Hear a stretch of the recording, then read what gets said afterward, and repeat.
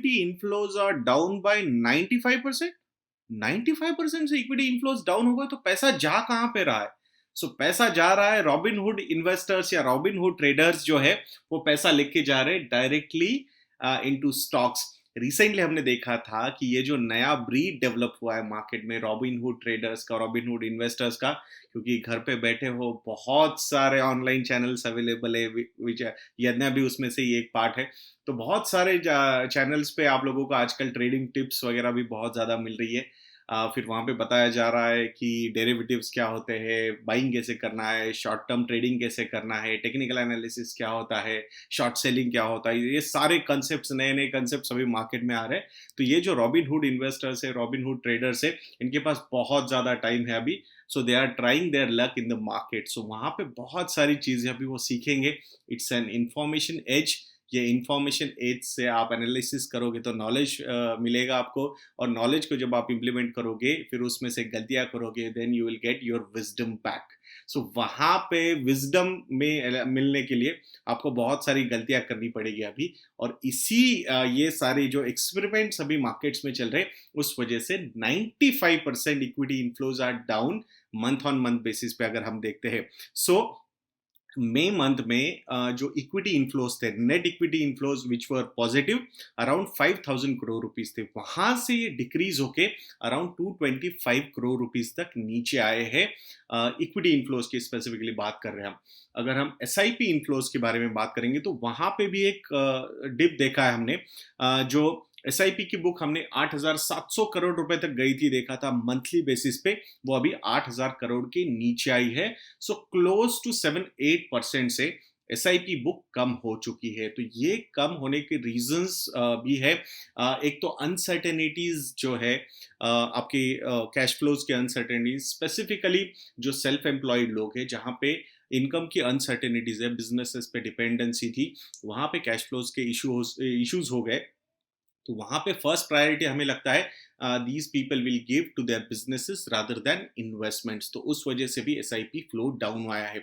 Recently हमने ये जो मार्च 23 का लो देखा था 7,600 ऑन निफ्टी, वहां से ऑलमोस्ट ऑलमोस्ट 11,000 टच करने वाले हैं हम ऑन निफ्टी पे। सो 40% की रैली हमने ऑलरेडी देखी है फ्रॉम दी बॉटम। तो यहाँ पे भी बहुत सारे इन्वेस्टर्स को लग रहा होगा यार, I should try and reallocate to other asset classes because कोविड-19 का जो इशू है अभी भी खत्म होता हुआ नजर नहीं आ रहा है, और number of cases are also increasing. जैसे जैसे टेस्टिंग बढ़ती जा रही है तो वो रिस्क भी लोगों को बहुत ज्यादा यहाँ पे सता रही है। तो ये चीजें होंगी, कुछ सेंसिबल इन्वेस्टर्स होंगे, कुछ अपने एसेट एलोकेशन वापस रीबैलेंस कर रहे होंगे, और कुछ रॉबिनहुड ट्रेडर्स होंगे जो यहाँ से पैसा निकाल के मार्केट में जाके इन्वेस्टमेंट्स करने की कोशिश करेंगे। तो यहाँ पे एग्जैक्टली स्कीम वाइज या कैटेगरी वाइज क्या क्या एक्शंस हुए हैं specifically in the month of June, ये हम बताने की कोशिश करेंगे। मल्टी कैप साइड जो फंड्स है, मल्टी कैप फंड्स जहाँ पे लार्ज कैप में डाल सकते हैं वो फंड्स, या स्मॉल कैप में डाल सकते हैं, मिड कैप में डाल सकते हैं, जो कैटेगरीज में डालना है उस कैटेगरीज में वो एलोकेशंस कर सकते हैं ये फंड्स। यहाँ से 778 करोड़ रुपीस के आउटफ्लोज देखे गए in the month of June 2020। अगर लार्ज कैप कैटेगरी में हम देखेंगे सो अराउंड 213 करोड़ के नेट नेट आउटफ्लोज हुए हैं फ्रॉम लार्ज कैप कैटेगरीज। अगर हम मल्टी कैप कैटेगरीज को देखेंगे so majority of the multi cap funds are tilted towards large cap side. तो यहाँ पे जो रिवर्सल, एक अच्छा खासा रिवर्सल हमने देखा था multi cap and large cap funds में, वहां से पैसा थोड़ा थोड़ा जाता हुआ नजर आया है। Large and mid cap category में यहाँ पे पॉजिटिविटी स्टिल मेंटेन हुई है, अराउंड 88 करोड़ रुपीस के नया फ्लो, न्यू फ्लो यहाँ पे आता हुआ नजर आया है।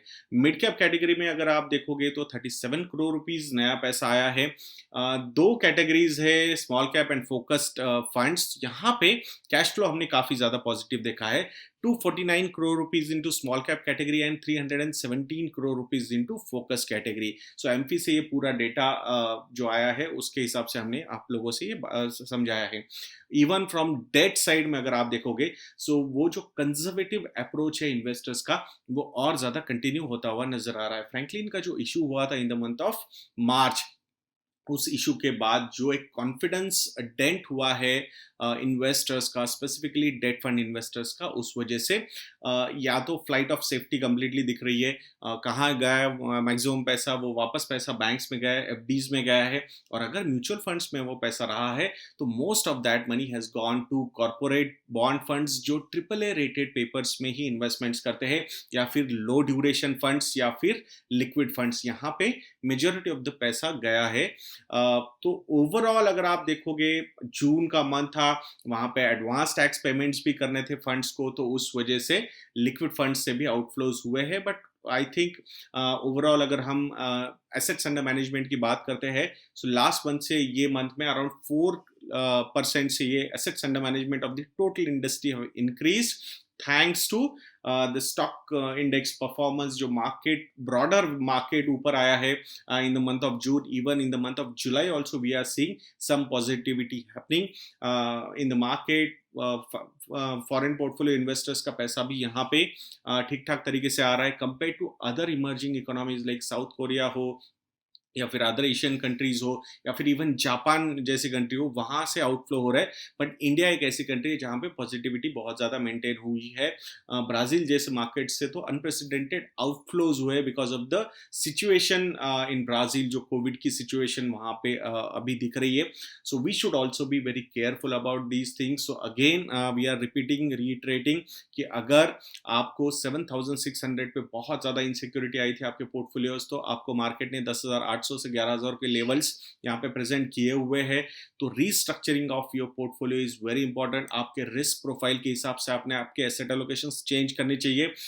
हो सकता है कि आने वाले समय में और ज़्यादा निगेटिविटी अगर कोविड रिलेटेड सिचुएशन से सामने आती है, Q1 के जो रिजल्ट्स आएंगे, which will be the worst quarter of India incorporated in last 10 years, और I will say last 20 years also. इतना खराब फाइनेंशियल क्वार्टर हमने कभी नहीं देखा था। यहाँ पे लिटरली बिजनेसेस स्टॉल थे। So we should not be surprised कि वहां पे जब एक्चुअल रिजल्ट्स आएंगे सामने फ्रॉम द कंपनीज, तो वहां एक निगेटिव रिएक्शन मार्केट वहां पे दे सकता है। So this is a very good time for you people to restructure your portfolios if you feel कि मेरे पास जो इक्विटी एलोकेशन है that is quite worrisome for me, ये बार बार मेरा थॉट प्रोसेस चेंज करने की कोशिश कर रहा है। तो ऐसे अगर ये आपको लगा था जब मार्केट्स बहुत ज्यादा गिरे थे, तो I think this is a right time for you people to restructure your portfolios. Most of your funds portfolios are back to at least 8-10% नीचे होंगे from the top levels. So I think this is a very good opportunity for you people to restructure your portfolios if you feel कि आपके asset allocation गलत हुए थे पहले जब किए थे आपने, because जब market रैली कर रहा था, at least large cap side की रैलीज चल रही थी, तो वहां पे आप थोड़ा सा ज्यादा गंग हो हुए थे on large cap allocations, equity allocations. So I think markets have given you a good opportunity to restructure your portfolio. सो हम ज़रूर चाहेंगे कि आप हमारी वेबसाइट investindia.in को विजिट कर सकते हो। वहाँ पे आपका फ्री फाइनेंशियल प्लान भी बना सकते हो। बेसिक फाइनेंशियल प्लान आपको बिल्कुल फ्री मिलेगा वहाँ पे। उसके बाद अगर आपको लगता है कि पोर्टफोलियो रीस्ट्रक्चरिंग करना है, या फिर आपको हमारे मॉडल पोर्टफोलियोज को सब्सक्राइब करना है, तो वो सारी चीज़ें वहाँ पे आप लोगों के लिए अवेलेबल है। अभी भी हम सजेस्ट करें लोगों को, स्टे होम स्टे इन्वेस्टेड। तो स्टे होम ये कूपन कोड यूज करके you can get good discounts also. So will be more than happy to help you on your queries also. इस पर्टिकुलर वीडियो पे कुछ queries होंगे तो comment section में जरूर लिखिएगा, और आपके और कुछ सजेशंस होंगे कि ये पर्टिकुलर स्टॉक या ये पर्टिकुलर सेक्टर आपको एनालाइज करके चाहिए, सो वो क्वेरीज भी हम वहाँ पे definitely will take it up, और नेक्स्ट वीडियोज में वो क्वेरीज भी सॉल्व करने की कोशिश करेंगे आप लोगों की। सो दोस्तों, हम आशा करते हैं कि आपको ये वीडियो अच्छा लगा होगा। ऐसे वीडियोस के लिए हमारा चैनल देखते रहिए, और नेक्स्ट वीडियो तक के लिए मुझे आज्ञा दीजिए। जय हिंद।